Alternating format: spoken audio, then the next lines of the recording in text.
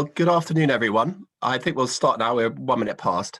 First of all, thank you very much for joining us on this session of the APPG on the environment. My name is Jerome Mayhew. I'm the Member of Parliament for Broadland, and the Chair, Anthony Brown, has very kindly given me permission to chair this meeting, which is a discussion about the important role that innovation, science and technology can play in decarbonising agriculture in line with our ambitions to reach net zero emissions by 2050, or if we believe the NFU by 2040.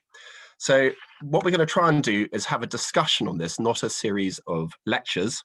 We've got panelists to come and help us with that discussion, who I'm going to introduce in a moment. But just to set some scene setting beforehand, housekeeping. Can you please ask questions as we go along by using the chat function? And the second half of the hour, we're hoping to get through as many of those questions as possible. This is a huge issue, so I'm not going to pretend that we're going to cover the range of issues that need to be addressed. And so I apologize in advance for outraging people for not raising their particular hobby horse, or for seeming to focus too much on science, or the science of agriculture as opposed to holistic issues. I apologize in advance that we might focus more on carbon emissions than biodiversity. It's just inevitable. We've only got an hour, and we're just going to focus on a few key questions. So first thing we're going to talk about is what's wrong with what we're currently doing. So as a farmer, what is it that we're doing in our standard agricultural practices which is not getting us in the direction that we want to go to? Second issue that we're going to talk about is what options are there out there, or can reasonably be expected to be out there in the next few years, that can help change this, that can bring us back as a farming industry towards our ambition of achieving net zero, both in terms of emissions, but by all means we need to consider biodiversity on the farm as well. Then thirdly, what steps should farmers be taking now? So we have long-term investment cycles in farming, as we all know, and particularly if you're a long-term owner of land, if you're a state owner, it's multi-generational. We need to start thinking, well, we already are thinking very long-term in what we do.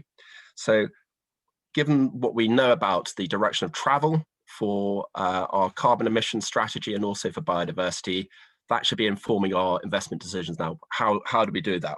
And then, where can farmers go for more information and help once they've been interested in this topic? And then finally is, what can the government do to help? Okay, so we're going to spend about 25 minutes on that first series of questions, and then I hope that the people who are listening in will join in the discussion, and then we'll open it up more widely.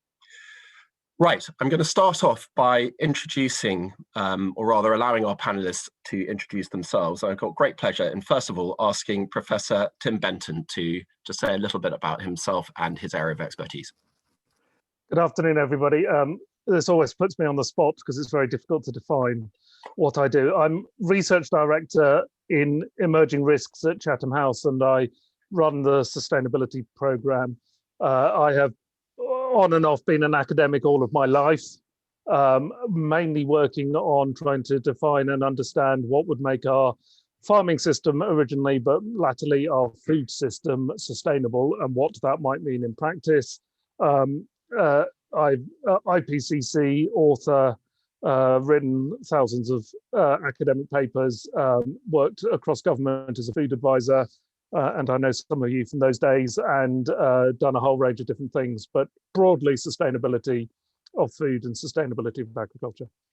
Thank you, Tim. Now moving to Dr. Tina Barsby, OBE. Hello, I'm Tina Barsby. I'm the director of NIAB, based in Cambridge and in East Malling in Kent. My background is in plant genetics, and as I'm sure many of you know, NIAB supports farmers. We have a large farming membership across the piece, so everything from arable farming to fruit farming. And for those who aren't intimately familiar with NIAB, can you just explain what the organisation is and what it does? Yes, so NIAB historically was the organisation within government which carried out the evaluation of plant varieties before the plant breeder could place a variety on the market. and NIAB was made a not-for-profit, a charity, in 1998. And since that time, it's evolved into being an applied plant research and knowledge transfer to farmers organisation. Thank you, Tina. Now, moving on to Aleister Cooper.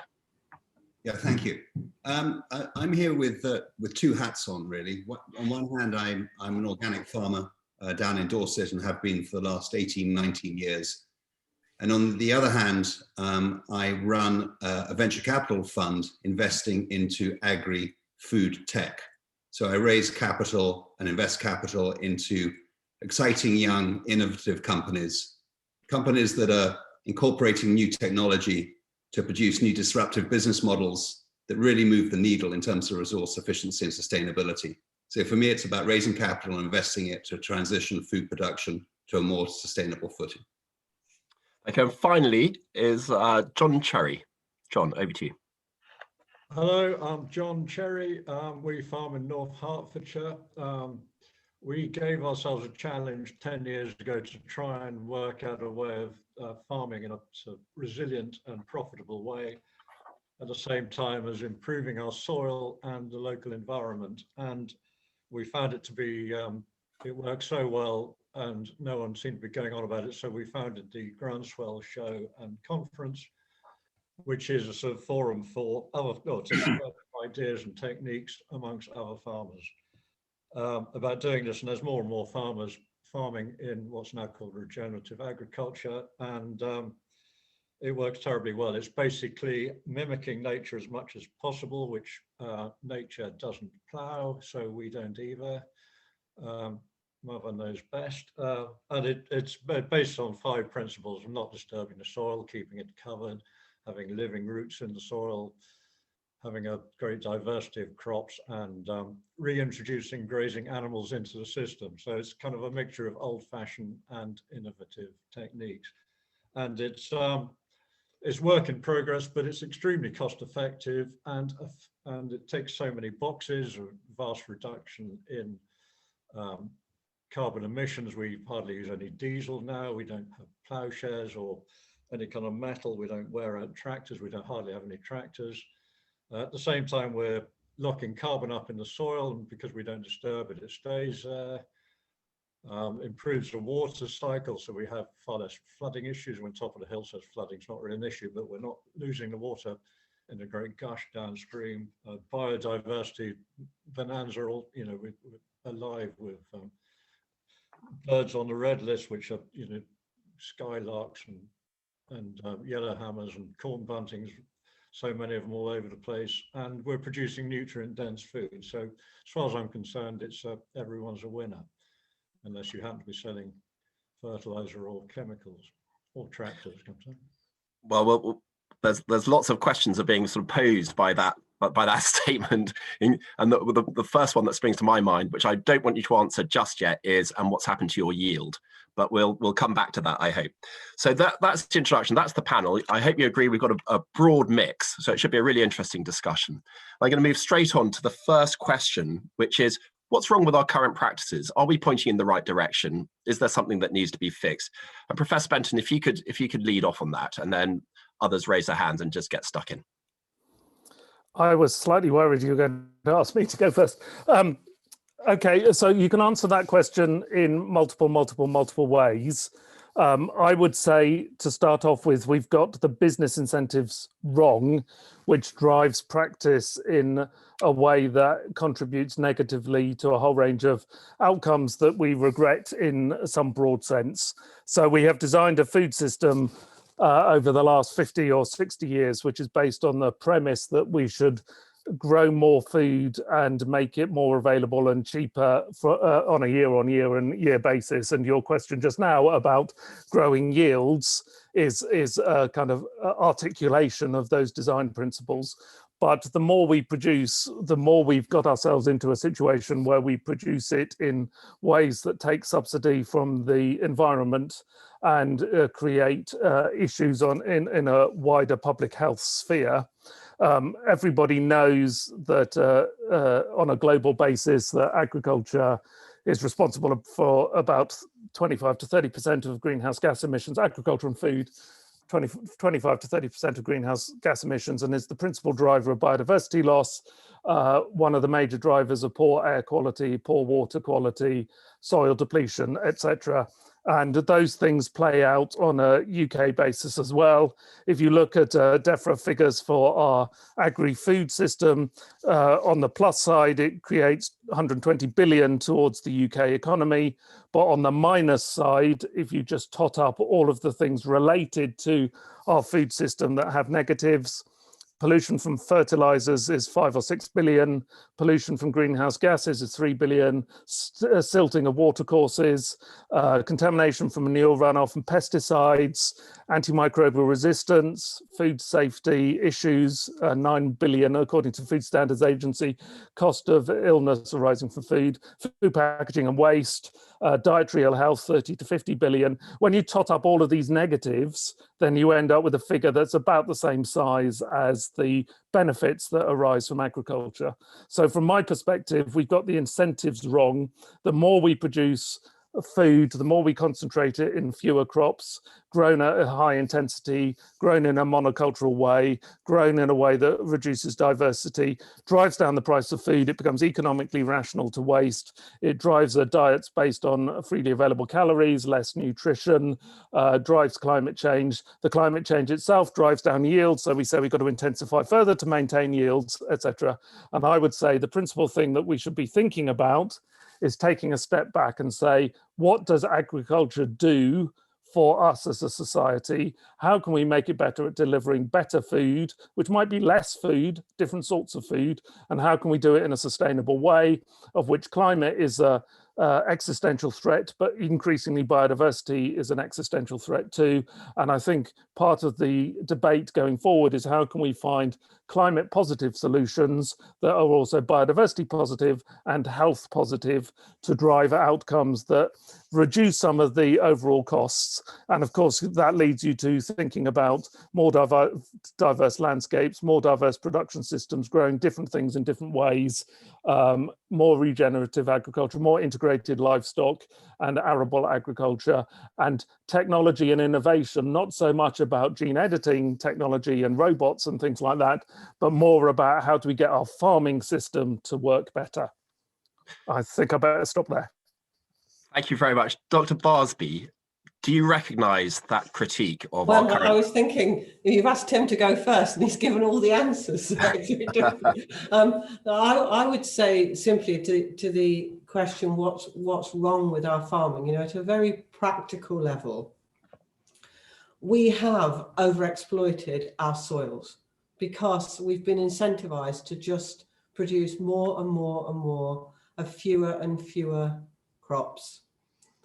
And that has meant that we've been, again, incentivized to use large amounts of nitrogen and to use large quantities of pesticides. And so, and to go onto the land far more often than we would like to, and to reduce diversity in rotations. And this is all, as Tim said, because of the way we've orientated the economics of farming. So if I'm a farmer today, I know all of that, but how am I going to be paid if I'm not producing food? And I'd also like to say that we do still need to produce food. You know, we mustn't lose sight of that. But I do agree, a more diverse set of foodstuffs, and in a more, well, if you like, regenerative way. Yeah, thank you. John Cherry, as a practical farmer, there's mention been made there of soil quality and the reduction in the efficacy of soil because of our increase in rotation and the amount that we're taking out of it. Can you just explain what you've seen on the ground as a practical farmer, and what was it that pushed you over into regenerative agriculture? Well, I mean, there's a lot to talk about sustainable systems, and of course, you know, I talked to a very wise farmer in America who said there's no point in sustaining a system that's fundamentally broken. So we've got to we've got to mend it or regenerate it. And the soil is our crucial, our most crucial thing to have on the farm, and it solves so many questions. It answers so many questions. Having good soil and sorry, what was your question? Well, what was it that you recognised was broken with the system that you're using before regenerative agriculture? Well, I mean, we're all out. We're in some East Anglia, the sort of breadbasket of the country, and all farmers are now finding we're having to use more and more inputs to produce much the same output. You know, Tina's lot at NIAB are producing fantastic new varieties, but they don't lift the yield quite like they did in the olden days because the soil is fundamentally worn out, and we're having to put more and more nitrogen on, more fungicides, more and more things going wrong. Okay. So, you know, if you can get your soil sorted out, you can cut back on the inputs. You might lose a little bit of yield. You were saying earlier about yield, but we're making more money than we were before. So as farmers, that's a winner for us. I think there's two really interesting issues here. One is profitability of farming enterprises and how you can make money with fewer inputs and reduced yield. But there's another real issue we've got here, which is food security in this country and producing enough food for a growing population. And we shouldn't lose sight of that part of it as well. Although I take on board what Tim was saying about the cost of food, making it economically reasonable to waste food at the moment. That's something perhaps we'll need to address. I'm going to move on. Now we've set the scene of what the problem is. You know, what are the realistic options available to us? I'm going to ask Aleister Cooper to explain some of the work that you've been doing and some of the investments you've been making in America and in Canada in this area. Great, thank you. And you know, I agree with much of what's been said. I don't necessarily agree with the conclusions, though. I'm an organic farmer, a regenerative farmer myself, and I have to say, when I look at a world of 10 billion people in 2050, of which 70% will be in urban populations with very complex dietary demands, with the best will in the world, I don't think a regenerative broadacre landscape is going to generate the foods and the food diets that population needs. So to me, this is a two-stream process that's necessary. Yes, we need to revert our broadacre land back to a more regenerative, sustainable footing. But two, we need to embrace new technology. And there is a technology revolution taking place. And take from that new sustainable tech-based food production systems that can make up the slack, because there will be a slack otherwise. Examples of that, and probably the biggest example is the one that Tim mentioned in terms of the meat industry and the dairy industry. And if we can start disrupting the meat and dairy industry, which is responsible for up to 30% of the world's greenhouse gas emissions meaningfully, we can have real impact. And there's a three-legged disruption process coming through there. The first leg is the novel protein route. So this is the plant protein and mycoprotein, fungal protein route, dressing up these products to have the sensory benefit of meat. The second leg of disruption coming through is the microbial fermentation route.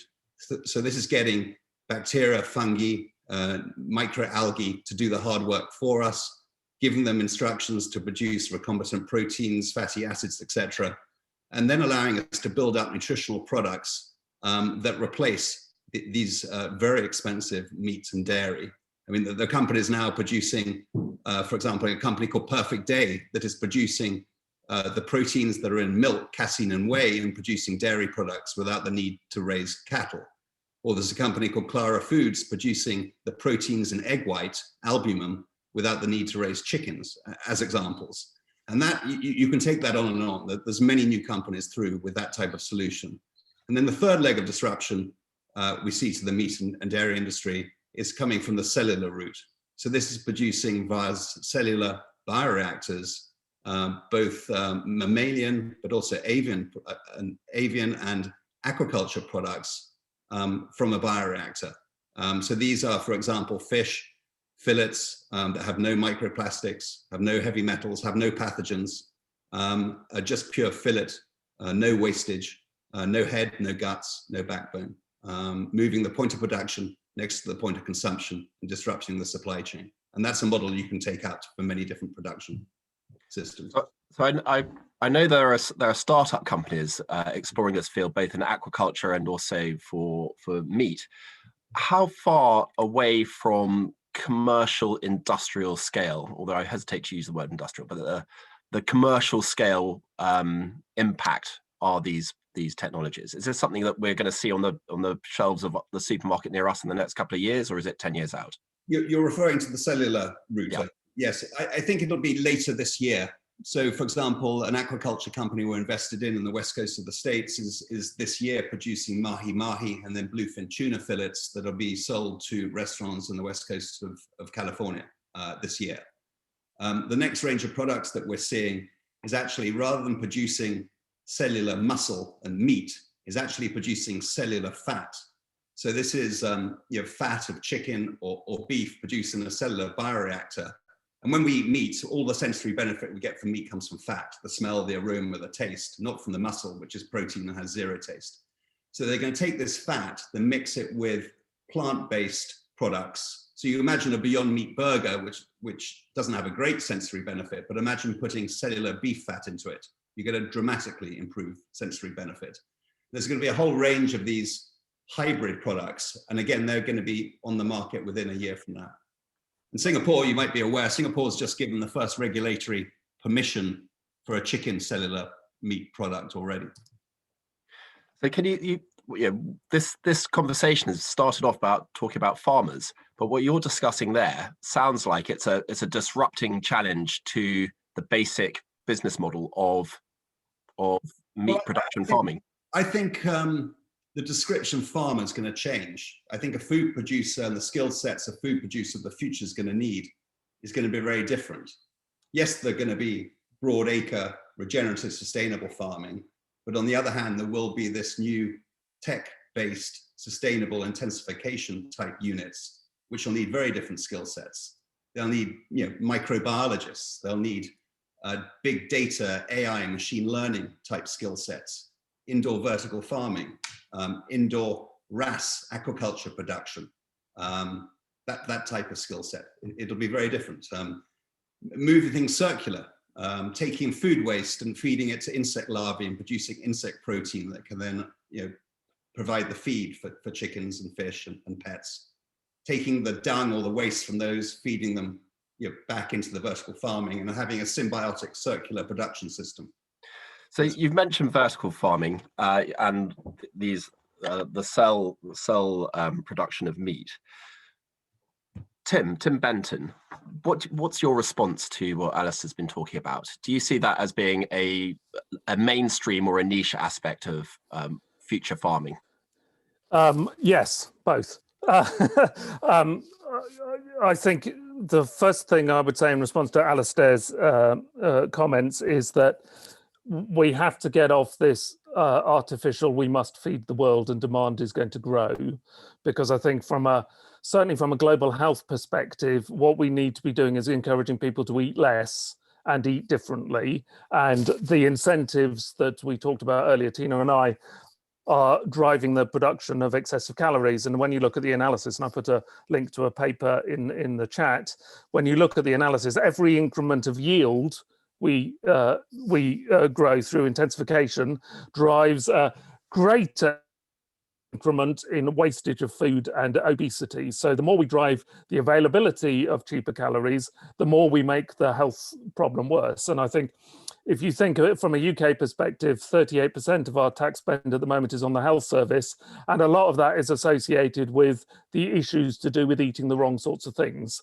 So if we go back to saying, well, what do we have to do to grow a healthy food, to provide a healthy diet for people? We overproduce by at least 50% grains on a global basis. oils on a global basis. We produce 4 times more sugar on a global basis than we need, but we produce 1/3 of the fruit and vegetables that we need from a healthy diet perspective. So the first question I would say is not how do we increase yields on a broad acre sense in a sustainable way, it is how do we provide the diets that people need.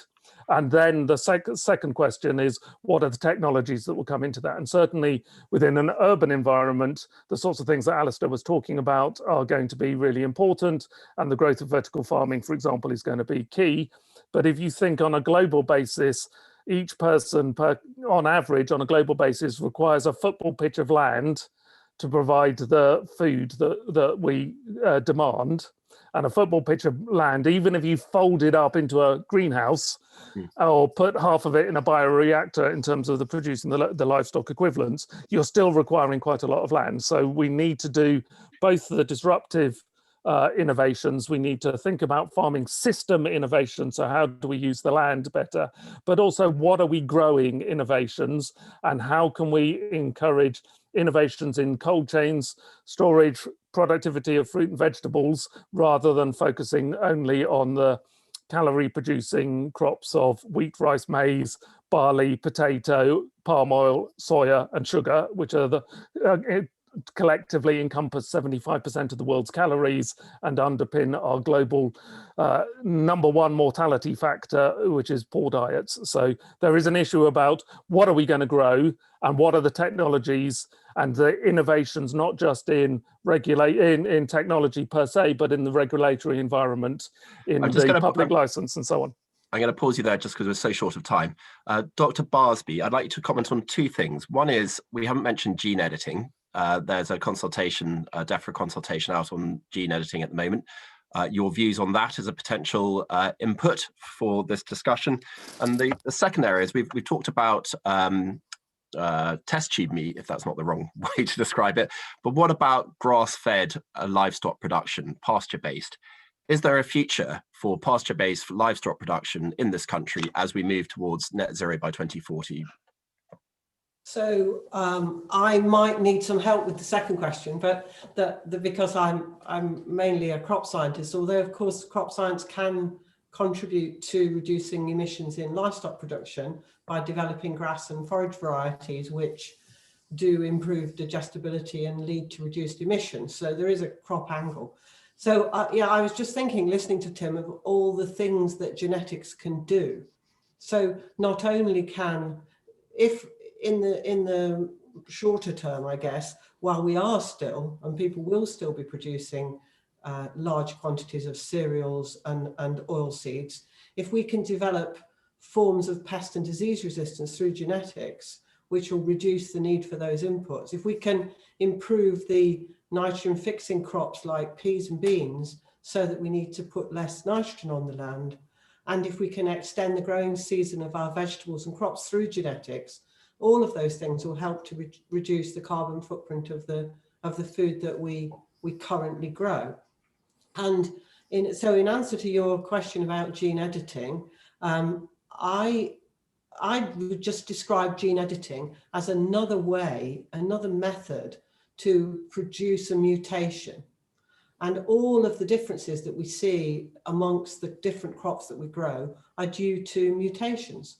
So a disease resistance could be as the result of a natural mutation, and gene editing just accelerates that process.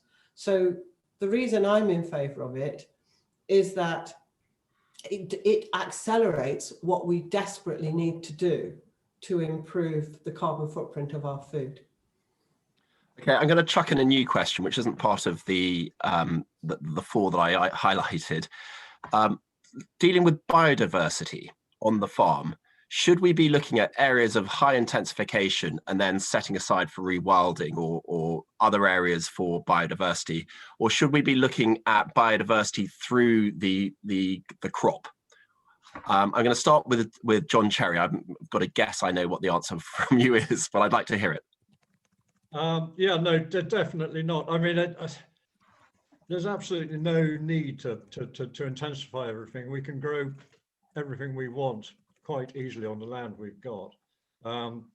as Tim was saying, this whole feed the world nonsense is just an excuse to make us push production up higher than it ought to go. And an awful lot of what we grow anyway it doesn't end up, well, it indirectly, a lot of it ends up in humans, but most 70% of the grain we produce gets fed to animals or into factories to make bioethanol or whatever. So there's a huge scope for just reducing the intensity and having wildlife everywhere. And we've got, our fields are now full of wildlife. It's lovely to see, and it's so much more sensible having the whole country as a kind of national park rather than just having isolated areas where the old butterflies are allowed to exist. Yeah. Okay, Tim Benton, do you agree with that, or do you in a previous answer you accepted that there is a role for, I'm going to call it urban farming, but your approach to traditional farms, what do you think should go there? Well, so I'm in favour of heterogeneity in the sense that there will probably be a role for some big intensive agricultural breadbasket areas. But I think as a notion, and to come back to your previous question, one of the problems that we have in the UK is that we focus on arable on one side of the country and livestock on the other side of the country, and that creates a whole new set of problems.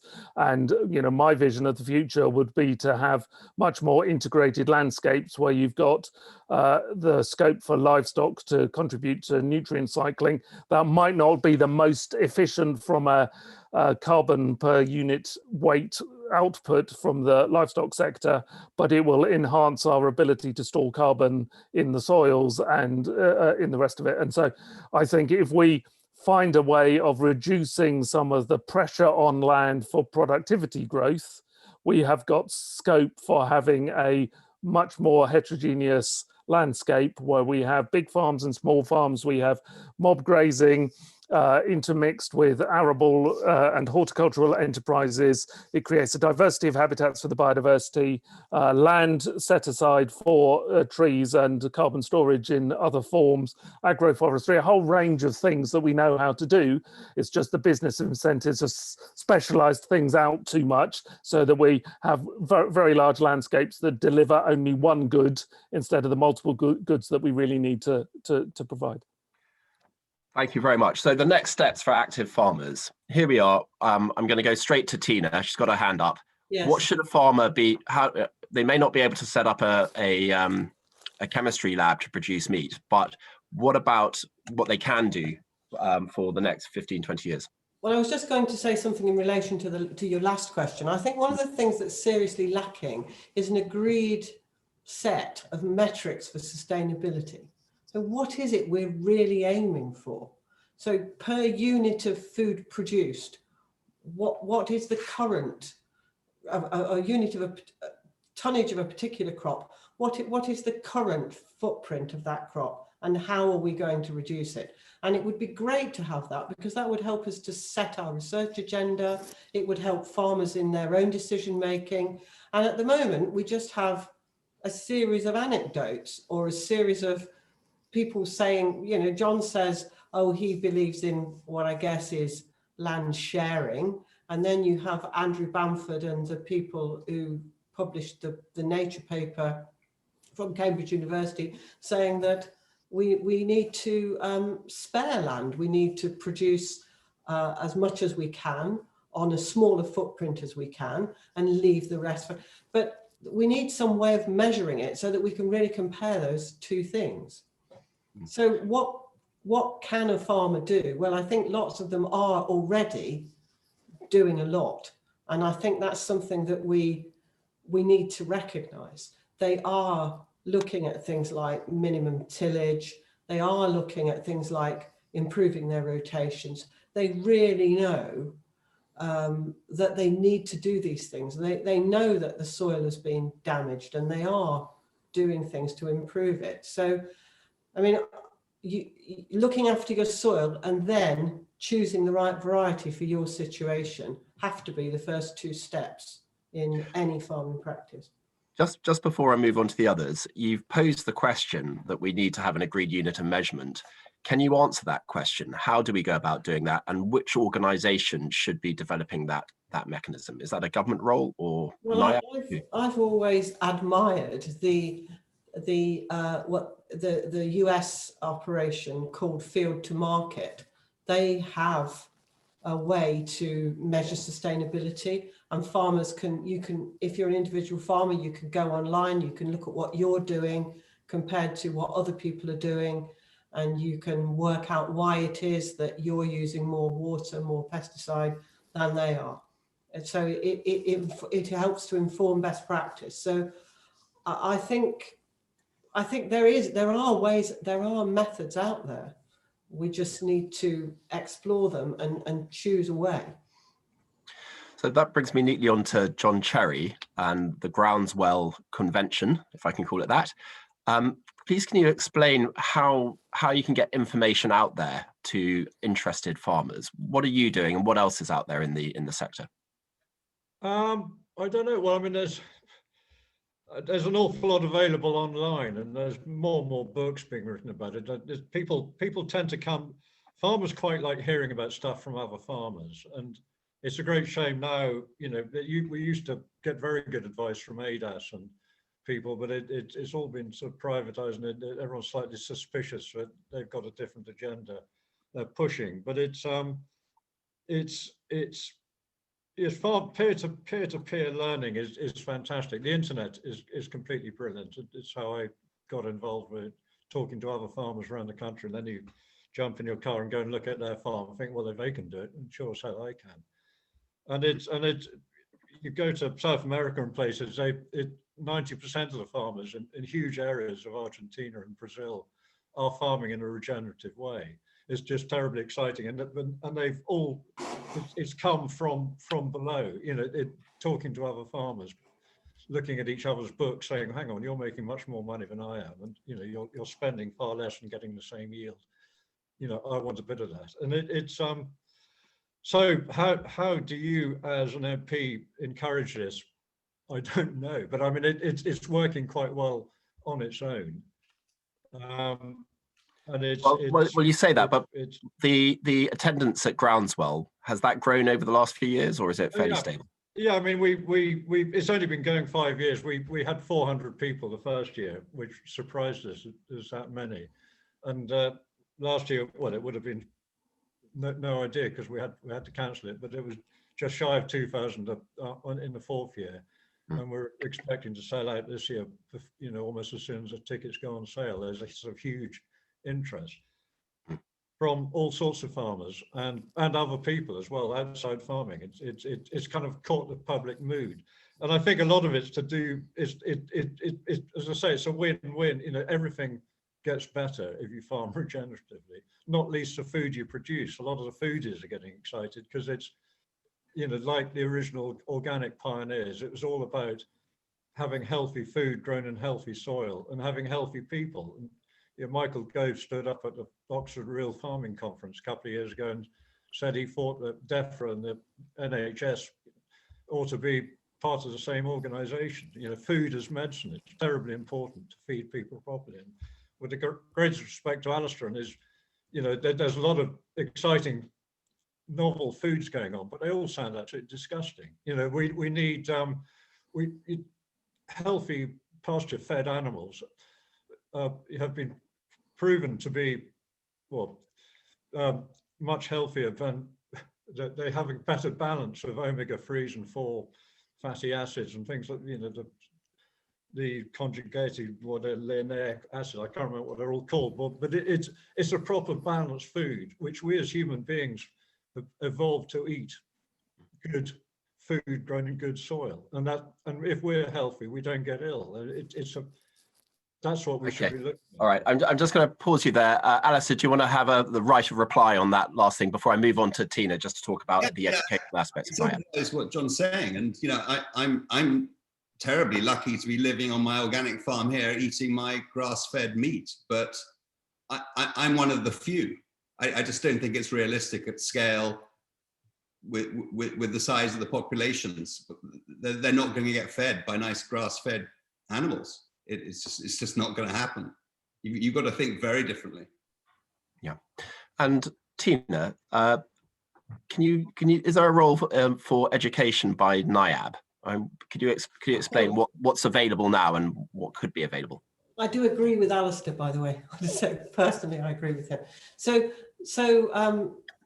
I put in the chat that a large proportion of what was the ADAS advisory service was actually sold to an organisation called the Arable Group. So where groups of farmers got together when they realised they were going to have to pay for their advice, they either hired those agronomists out of ADAS, and then eventually they all came together, formed this organisation called the Arable Group, and actually acquired those agronomists.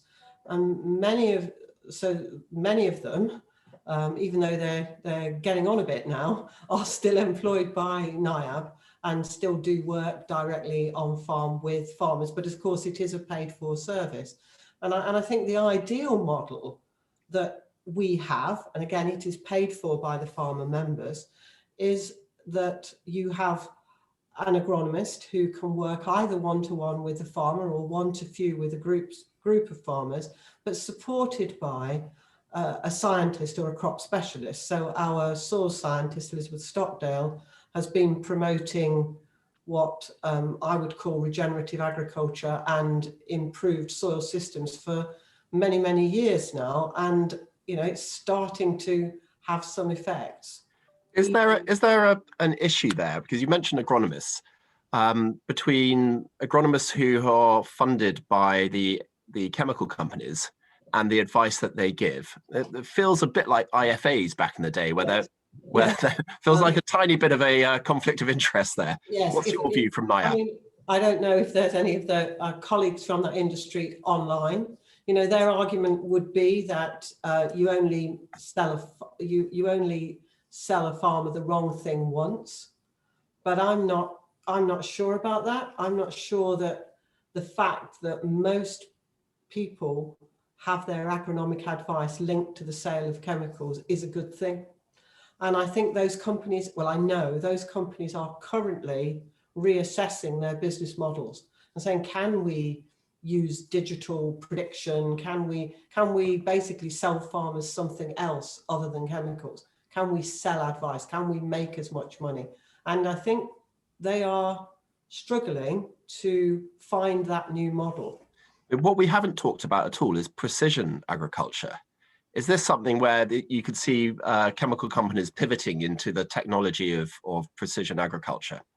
Well, I think they're going to have to, because of the regulatory requirements for the reduction in the amount of pesticide that people can use. I think precision agriculture is the way to go, and it will happen. But of course, you asked about gene editing, and I sort of skipped over it. I'm much more optimistic that in the slightly longer term, we'll have genetic solutions for a lot of these things. And so we won't, well, I don't say we won't need precision agriculture, but it will be definitely supplementing genetic solutions. Thank you for that. We're running out of time. The final quick question: what can the government do to help? Alastair, for your aspect of nutrition manufacture, I suppose I should call it, how can the government help? What should they do? And don't ask for money. I don't ask for money. Well, it's I think we've got a fabulous opportunity with Brexit. It's about reducing bureaucracy. It's about, you know, to excuse the pun, following the science and following Tina's advice. For example, gene editing, I think, offers extraordinary opportunity. It's about deregulating, easing some of the regulatory decisions that have to be made. That would be one of them.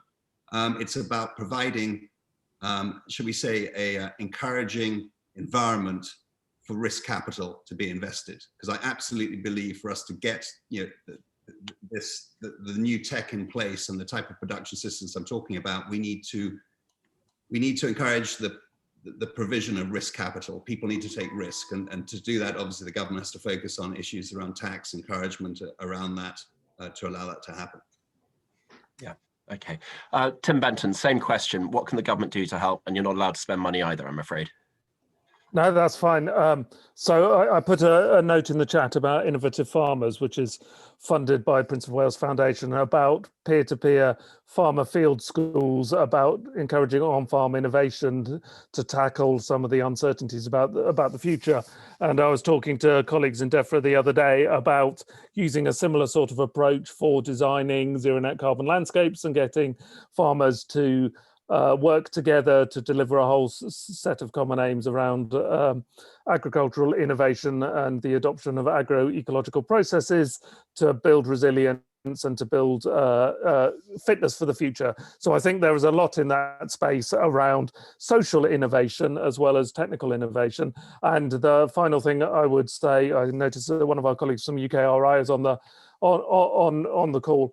That, you know, from a research investment perspective, we have under invested in thinking about how to drive better farming systems that are more complicated rotations. We haven't invested in any science on rotation management from the public purse perspective.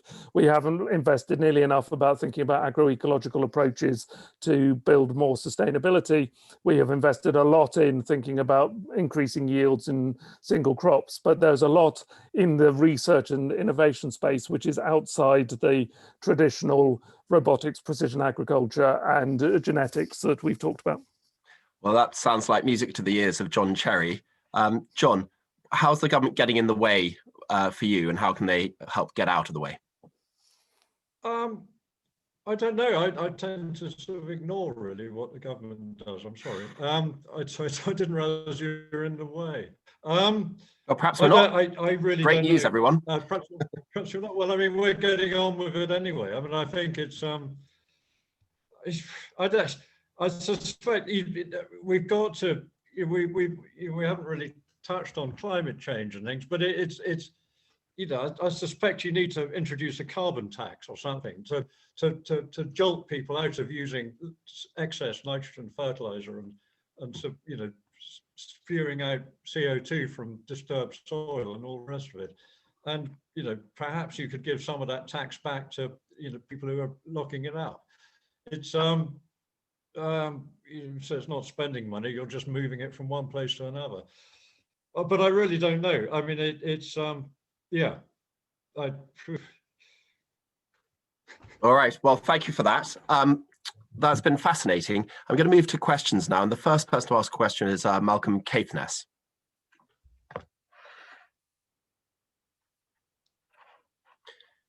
Thank you. Fascinating. We haven't really discussed the title of the session, which is Net Zero Agriculture, a practical roadmap.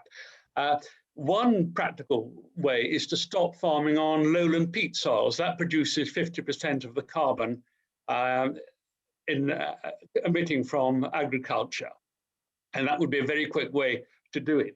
But a lot of what John Cherry is doing has already been done by the Allerton Project and the Game and Wildlife Conservation Trust for the last 30 years. They have increased yields and increased biodiversity at the same time. My main concern for farmers is the long-term landscape value of the UK. There's going to be plenty enough food from Alastair's companies, but Britain is a small country. It is a beautiful country. We have to keep farmers on the land, managing the land, because that is what attracts tourism, which is a huge boost to the economy. So you've got to think of it in a bigger way. They might not actually be producing food that we will be eating, but they have to manage the land in a way that remains attractive and people want to come and look at. Can I say something about? Yes, go for it, Tina. About the fens, as I live there. This has obviously become, and recently become, a very hot topic for farmers in this area. One of the difficulties is we don't really know how much peat there remains. And one of the first things we need to do is to find out, is to map that, because much of the peat has gone, or at least has been reduced to a very, very thin layer on the top of some soils. So we need to identify those areas where there is still a lot of peat, where rewilding, flooding would be the right thing to do, but also to bear in mind that we this is the area where we produce most of our salads and most of our vegetables. And how do we balance that agriculture with the biodiversity needs of the fenland? Yeah. The next question I've got is from Gareth Morgan of the Soil Association. It's quite a simple one. It's, why is John Cherry's farming approach not mainstream already?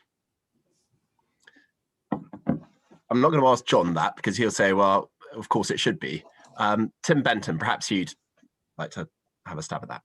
I think because of the aforementioned business drivers, in terms of, you know, the number of conversations I've had with farmers who say, I realize I'm eroding my soils, I've lost the butterflies, I don't have skylarks, I've never seen a curlew in my lifetime, but I can remember my father talking about them. I wish I could farm in a different way, but I just can't think of a way of making a profit.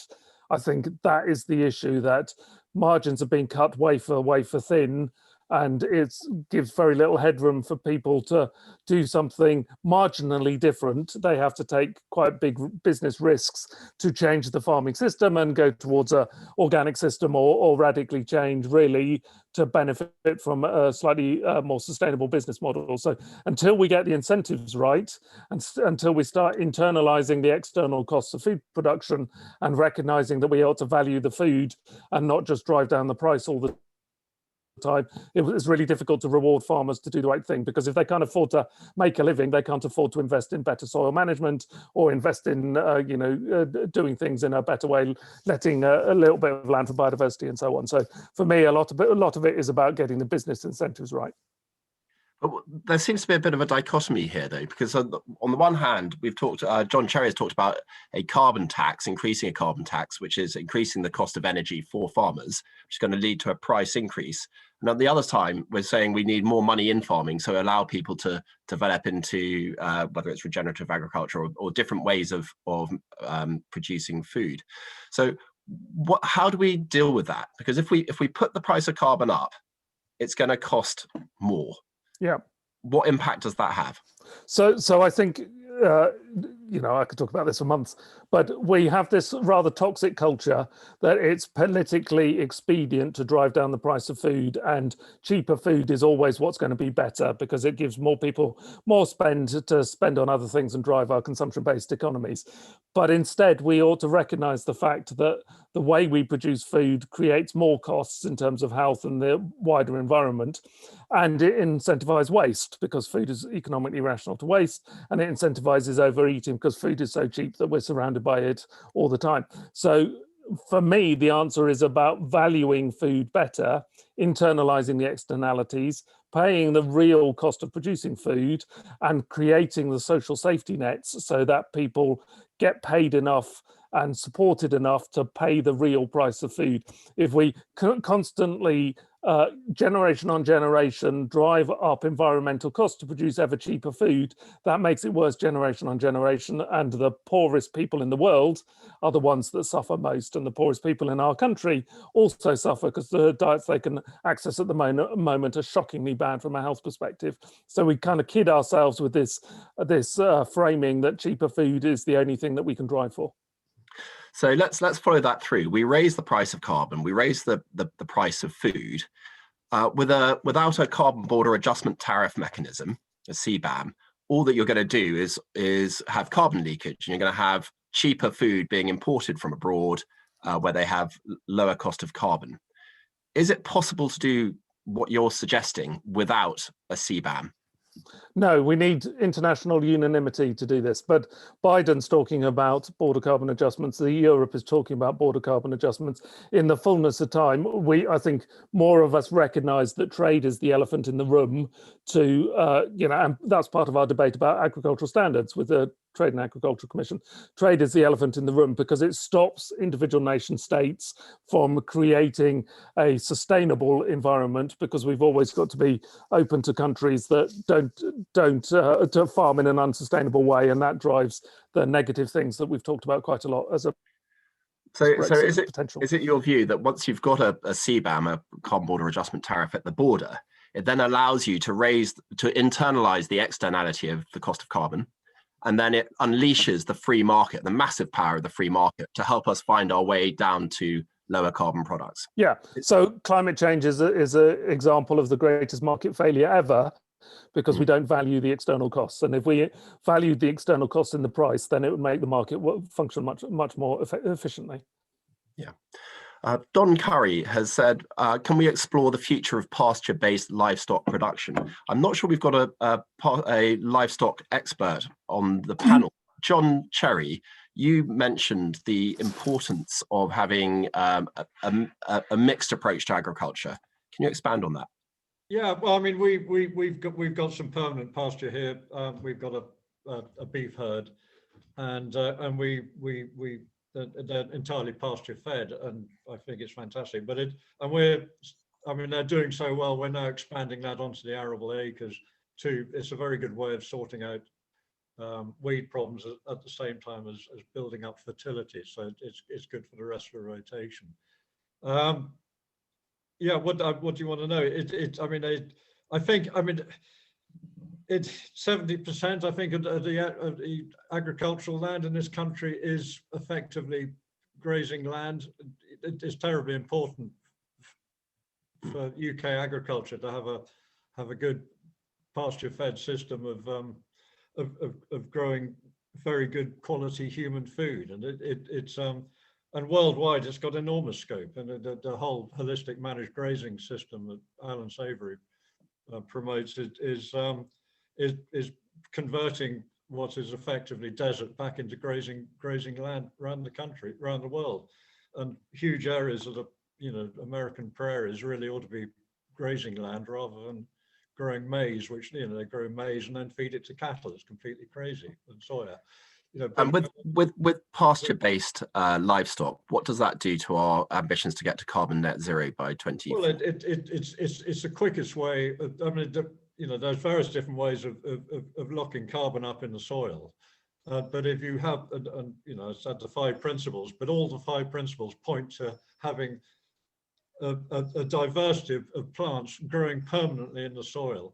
And what a lot of people don't realize is that plants don't just convert photosynthesis. We're taking carbon dioxide out of the atmosphere, mixing it with water and making sugars. But the plants don't just make sugars to build themselves up. They exude as much as 60% of the sugars into the soil to feed the whole soil food web. The soil is a fantastically complicated ecosystem, and all the fungi and the bacteria in the soil help to create a sort of stable humus, which is a sponge that makes soil so fantastic. And having pasture is the quickest way of doing that. It's terribly important. And then the more carbon you have in the soil, the happier you are, because you've taken it out of the atmosphere. But your soil behaves much better, and it holds water for longer, so you don't have drought problems. And on that point, can we use farming landscapes better to store carbon with the creation of a carbon market following on from that? Is this another sector that can make money for farmers? Yeah, it should be able to. I mean, if you value carbon properly, yeah. But how do you ensure that carbon that's fixed in the soil stays there? Yeah, you don't disturb it. Well, you look after your soil. You have farmers who look after it. It's very much in the farmer's interest to keep the carbon in the soil, because the soil behaves so much better with it in there. But also, I mean, I suppose you penalise them if they plough it up. Satellites and everything. It's quite easy to see what people are up to nowadays. But I don't know. But I know that I'm obsessed about our soil, and which is one of the reasons we're now bringing grazing animals back onto our rotation. It's so fantastic to see. And finally, on that point, Professor Benton, is there a ceiling of the amount of carbon that you can fix in the topsoil? Is it yes 7-8%? And once you've reached it, is that the end of the market for carbon fixing on? Well, it depends on the absolute geology of the soils and so on. So if you're on a sandy soil, you can fix less carbon, but the ultimate is peat, which is more or less 100% carbon. But somewhere in between the two, it becomes an equilibrium amount. But I think the other thing I would say, supporting John, is that you can imagine a mixed permanent pasture system that is silvopastoral, so it has trees in it as well, providing shade, storing extra carbon, that becomes carbon negative when it comes to thinking about pasture-based livestock system that contributes to our zero net carbon aims if we do it right. It's not a matter, as it's sometimes portrayed, that we should be all going vegetarian and get rid of all our cows, because that becomes absolutely counterproductive to the long term. It's about getting the balance right. And at the moment, our balance is wrong because all of our livestock's on one side of the country and our arables on the other side of the country. It's about mixing them all up and making the cycling work better. All right. Well, we've run out of time. It's been an absolutely fascinating conversation, and we've seen a huge breadth of views, from the test tube to the bucolic farm of John Cherry. And I think the answer is it's all of the above. And there is not one right answer to solving this enormous challenge that we've got. But with this challenge comes an incredible opportunity to transform the farming landscape that we've come to realize, we've come to accept as being the norm, but it isn't. What we see with these vast fields with nothing growing in them apart from a monoculture, that is not normal. And we have the fantastic opportunity in our lifetimes to reverse that and reintroduce a real biodiversity and also diversity in farming practices in our fields. So yes, there's some real problems, but we've got some fantastic opportunities ahead. And on that note, I'm going to close the meeting. Thank you all very much for attending. Thank you.